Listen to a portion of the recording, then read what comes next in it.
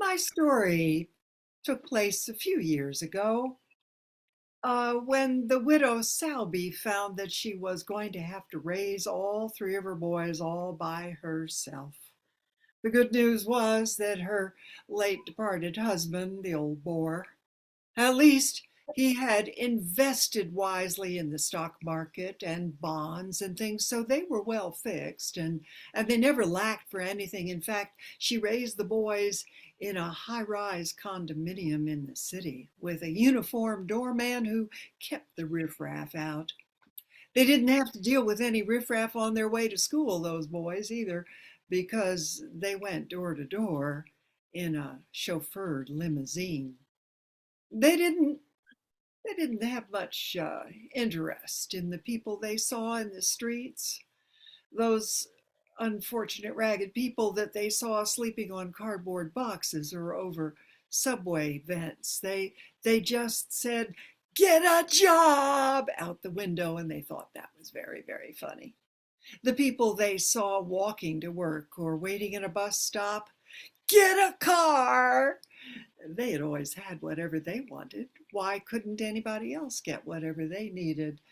But they saved their special scorn for the greenies, the people that they saw recycling and separating the paper and the glass and so forth, or riding conscientiously to work on a bicycle instead of some kind of vehicle.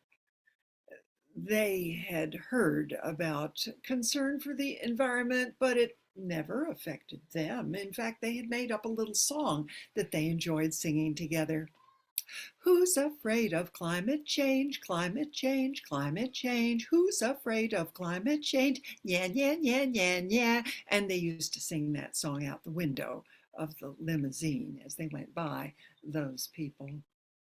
Well, they grew up with plenty of everything that they ever wanted, and after they were full grown, their mother decided it was time for them to see how they could do on their own. So she took out a portion of their respective trust funds and she said, "Now, Beauregard and Joseph and Morris, it's time for you to take some money and see if you can make something of yourself the way your father did." And so off they went. Well, now Beauregard went down to the Gulf of Mexico and bought himself some oceanfront property, only about 10 rooms mansion, and it had docks in the water so that at night seaplanes could come in from South and Central America. He had an importing business, uh, health supplements, herbal supplements, things like that. He did quite well for himself. In fact, on weekends, 100 or so of his closest local friends would come to that house, which they liked to call his little grass shack, and they would party and party all night long. And sort of missing his brothers, he taught all his friends how to sing, "Who's afraid of climate change, climate change, climate change? Who's afraid of climate change? Yeah, yeah, yeah, yeah, yeah."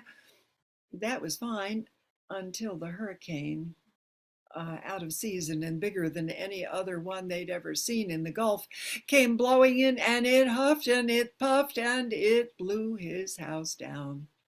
There was nothing left. So he went to live with his brother Joseph. And Joseph said, "Hey, Bo, good to see you. Come on in. You can stay with me. Look what I've got." He had invested in California vineyards. He had grapevines growing as far as the eye could see. Of course, several years of successive drought had played hob with the harvest. But under hot, dry conditions, there are fewer grapes, but they are sweeter. And they made a stronger wine.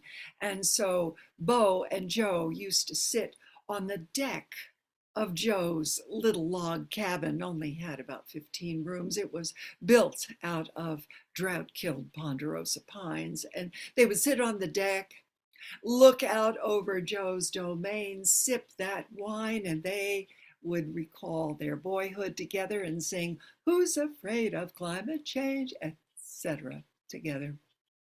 And that was great until the forest fire came up over the ridge and blew sparks ahead of it, and it huffed and it puffed, and they barely got out of there in his Lincoln Land Rover, and off they went, lost everything. So they had to go live with their third brother, Morris. Now, Morris had gone to live in Chandler, Oklahoma. You may not know it, but Chandler is the nexus of most of the Central Plains gas and petroleum pipelines. The petroleum industry was having a renaissance in Chandler, and Mo had bought himself a classic brick oil man's mansion in Chandler from about the 1920s when they had the first boom. When Bo and Mo arrived, they said, "Hey, it looks like you're doing pretty well for yourself in the oil business. Are you drilling around here?" And Mo said, "Not me, not me. I let other people do the drilling and they do the fracking, but then they've got this process water, all of this contaminated water from the fracking process to get rid of.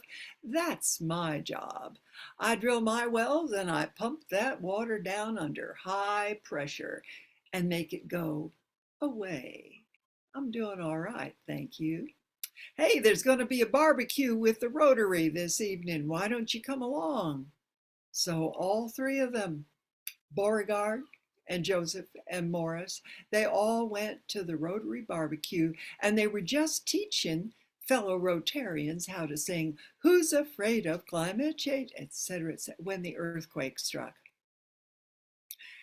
Oklahoma had been having earthquakes at that time, and the earthquake was powerful enough that the brick and the facades of Mo's beautiful house just crumbled and fell down. And by the next day, the city said it was not fit to inhabit. So all they could do was pile into Joe's Land Rover, and off they drove back to Mama. By this time, Mama wasn't living in the city anymore. She was living in a gated community in the Catskills, and she welcomed them. "Boys, boys, it's good to see you. Yeah, I could use your help. You know, your daddy, he did good investments, but it's time to update things. All that coal stock he had, no, we've got to get rid of that. And the oil and gas, don't want that anymore. Boys, the thing of the future is solar and photovoltaic fields and wind power. That's where I want to move my money. And my land on the East Coast, right down there by the ocean front, no way. Got to sell that and buy places up on high ground. They may not want it now, boys, but they will. Believe me, they will. Yes, sir, this climate change and all the things people are doing, it's green, and the green is money. We're gonna do just fine." And they lived happy ever after.